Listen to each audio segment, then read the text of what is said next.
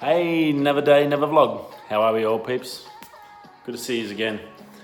Tonight we're going to talk about a few things. I'm going to give me a list. No, I forgot my list. Magic book. First of all, we're going to go into, in case you hadn't realised, I'm a baseball nut that loves fishing. Hence the Tigers. That's our baseball team from Darwin. And glove I bought last year. I needed a new glove last year. I didn't know what to get. I normally buy Wilson's, which are a fantastic glove, but I'm sort of semi-retired, I guess you could say it, at 44. So it's sort of, I don't need a pro glove anymore. I'm not playing. I play 5 games a year, and I'm stuffing around in the infield, either shortstop or second, just having fun. So I didn't want to go and spend that $400 to $600 on a good quality Wilson, which it's still the best gloves I've ever used. Or a Mizuno. Even the Mizunos are high quality, but even there, if you get a proper genuine Japanese version, they're $600 to $700. So I went last year. I bought myself a custom glove works. Blue's my team colours and red's my favourite colour, so it was an easy choice. Red and blue, good. My number and my nickname, KT. Gloveworks logo.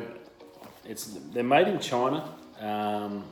It was pretty darn cheap. I think it was about $180, $200, like fully whatever I wanted on there, exactly how I wanted it. Obviously got a little infielder's glove, and it's actually been really, really good. The leather's really good. I wore it in properly, did all the right things, and it's got better and better. I've had to go get used to having a smaller glove because she's only a little, I think it's a 10 and a quarter, 11 and a half inch. I'm normally at 12 and a half being a pitcher and third base. I think that was the only problem I had with it in the last season, was to remember that the glove's shorter than what I'm used to, so I was going down and missing things by an inch. Which is quite funny. Not for me, but yeah, it's quite funny. But the glove, I can't knock it. It's done really well. Hasn't missed a beat, feels good. Oh, still got that. I don't know how many baseballers out there, but all these baseballers that, that smell leather, oh, that's awesome. So anyway, Gloveworks 5th anniversary for these guys. They've got a sale on, and it's 20% off any custom glove. Now in Australia, most of the southern states, the season's over Christmas, so we're getting into pre-season now, going into the new season. So it's sort of time to start looking at new gear. Baseball season in the States is on the way to the finish. Go Cards. I thought I'd put this in. There's a 20% off sale. I'll put a link down below with the code. It's GW5. Gloveworks, as I said, you'd think it might be a little bit of a concern in China, and I was concerned when I first got it, but I haven't had an issue with it. Options are endless, like all custom gloves, and it's probably going to be a third to at least half a price of what you're going to pay for anything else, especially custom. It's probably going to be at least a third of the price of or half a price of a normal glove. If you want a custom one, it's definitely going to be a third of the price. So definitely one to look at. Gloveworks, I haven't had a drama with them. It's a beautiful glove. Definitely worth looking at. 20% off. That's going to make it even cheaper than what they already are. So get on that one. I'll whack the link down below for you to their website, and I'll chuck the code in there for you too. I've said no problems letting you know about businesses that look after me. That was awesome, and I never had a drama with it, and it was really switched on, and it came out $1 million. So great work, Gloveworks. Now, this is a funny one. I had to chuck this in because I'm a meatitarian, I guess. I only eat meat. I don't eat seafood. Stuff all salads, stuff all veggies. So for me, this is pretty darn hilarious. A vegan in Perth, Australia, is suing their neighbour because they had a barbie on and she could smell meat. I shit you not. Suing. What is Australia coming to, for the starters, and what the hell is wrong with these people? I don't think they have enough iron or whatever in their diet, if they're that much of a numpty, that they're going to sue their next door neighbour for having a barbecue. Are you off your chops? You're Australian. Apparently you're Australian and you're offended by a barbecue, for one. You expect that the law is going to hold up that you choose to be a vegan, but no one else has to do that. So somehow everyone else has got to follow by your rules, and you're going to pay a lawyer mega bucks just to try and get your neighbour. what the? Yeah, wow. Cooked in the head. Nutter, absolute friggin' nutter. All you other vegans out there, and I know a couple of them, they're not idiots. This person is a pure idiot, but the media's picked up on it. They're fully selling it as vegan against meat. It's just, I had to put it in, sorry guys. It was just too funny to not let you know. So yeah, a perf vegan is suing a neighbour for smelling their meat cooking on a barbecue. Wow. Wonder what would happen if it was that Beyond Meat that KFC's using. And speaking of that, Domino's Australia, Domino's, the pizza chain, is now selling plant-based meat for your pizza. Wow. I thought Beyond Meat and all that was in the States. And those fast food chains, KFC's hit it and they're going berserk. It's now available at Domino's. There you go. One for the vegans. If you don't like meat and you want a pizza, you can now not only just order the vegetarian, you can call the Beyond Meatitarian and get something that looks like meat but you hate meat, so it tastes like vegetables, so it feels like something. Anyway, pretty darn funny as well. So yeah, Domino's is now selling meat, plant-based meat on their pizzas if you choose to. Now, the new Apple Card has been released. If you haven't seen it, the Apple Card, if you put it in denim jeans or next to leather, it wipes all the white paint off. It's a titanium card, who cares if it's white? I'm assuming they're going to come out with different colours anyway. It's a friggin' credit card. People are losing their crap over it. Oh my God, it shouldn't be happening. Oh my God, it's just a boxy credit card. It's a titanium credit card for one, so that's where all the money is, in the titanium part of it. That's the expensive part. It's still just a credit card to go and buy stuff. Anyway,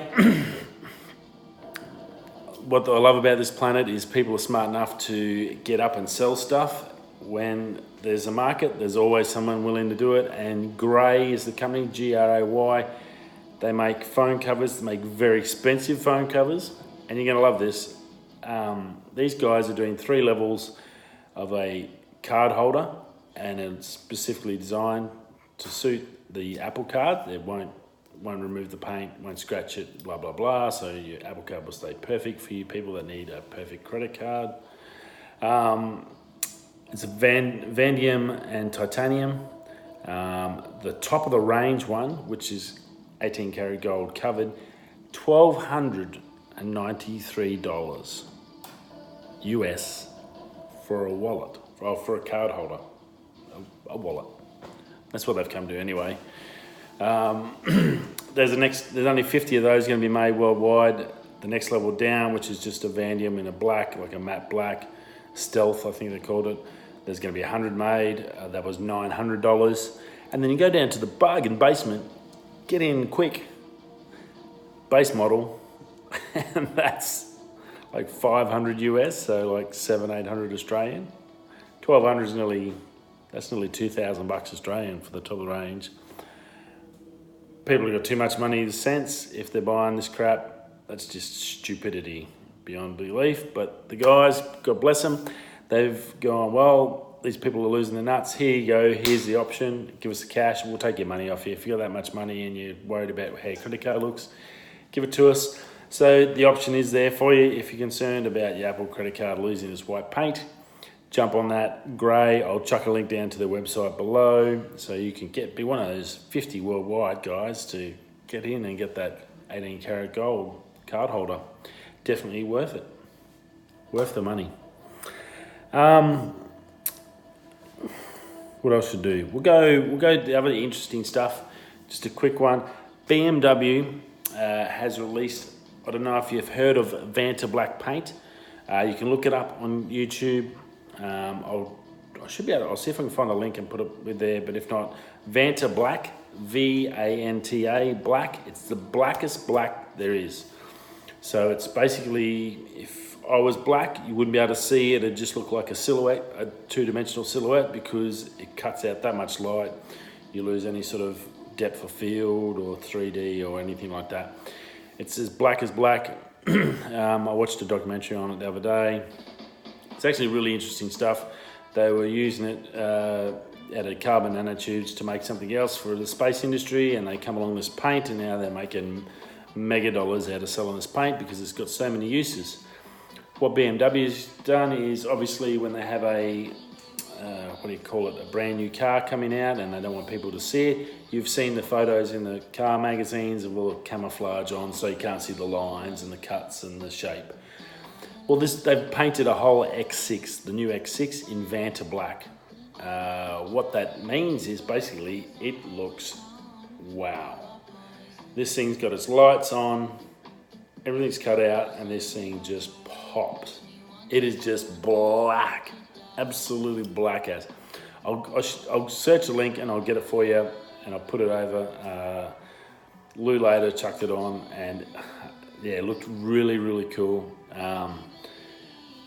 It'd be interesting actually to see it driving down the road at night, because basically, I reckon, from what I've heard and what I've read and seen, it would realistically look like headlights just floating down the road. That's how black this black. It just sucks in all the light. There'd be no reflection off it, no street light reflection. It'd be pretty darn cool. So yeah, check that out. I'll chuck the link below. X6 in Vanta Black, the blackest. Got any blacker? Remember that ad?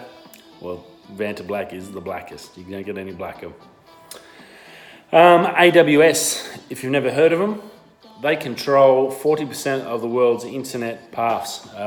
So anything, your big companies, McDonald's, Netflix, everything run all the internet servers through AWS. You probably don't know AWS. It's actually Amazon. They, in the early 2000s, they needed, Bezos wanted to consolidate all these different departments to be able to communicate one way over one network. They built up a monster network that is actually now probably the biggest one on the planet. So pretty much everything, any info, data that you can imagine, floats and runs off their internet, which is good and bad. If it goes down, then you really lose a lot of the major players. If it doesn't go down, well, then it's good, but it's all that money is going to him. Last year, the revenue from just AWS services, so net services, overtook his retail sales. So they made $26 billion in 1 year just from internet traffic going through their servers. They've got servers in every country, including Australia. It's a huge business. It costs big bucks to be able to set up all these servers and networks. Obviously, Amazon has the money, and they've done it, and now they control, well, they have access to pretty much all of it. So a small little concern there, but I thought it was just interesting. I didn't know it, but yeah, 40% of the internet traffic on the planet goes through Amazon servers. There you go. A little bit of a tidbit for you. And last but not least, I've been looking for a wide angle lens for my Canon M50. Love the camera. Awesome camera. the only real option I've got with autofocus that I've been able to find is obviously the 11 to 22 mil through Canon for the EF-M mount, and I've tried to have a look and see what other options I've got. You know, before I spend the money, I want to do enough research to see what I've got options.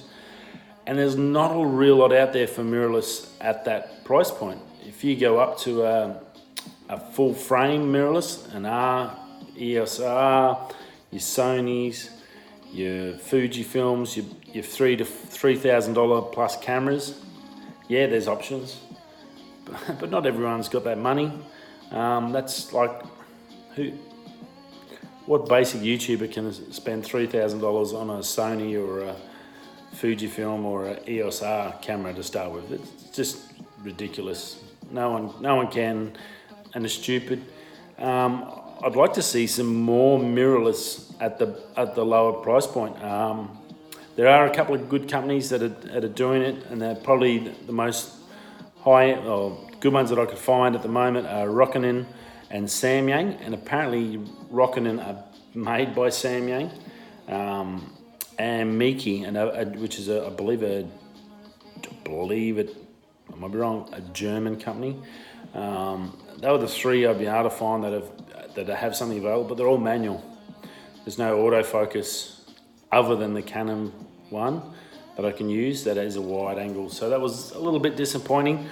I'd like to see at least those guys bring out an autofocus version for the M series in Canon. I can't see I'm going to be rushing out and going up to an EOS R. It's $3,000 for a camera, and the lenses are fantastic. If you can, they're another $3,000 a pop. That's $6,000 Australian. Like, nah, sorry man, it's YouTube. Unless you got 50, 100,000 subscribers and you're making 20, 30,000 a month, you're not waste. You can blow money on $6,000 for one lens and one camera. Christ, yeah. That Canon M50 does everything I can imagine, and it's done some of the most, in the last week, it's done some of the most amazing photos I've ever seen that I've done. So I don't think I need anything for a long time yet until I get anywhere near that 100,000 subscriber mark, which is a long way off. But do subscribe and like if you wouldn't mind, that'd be great.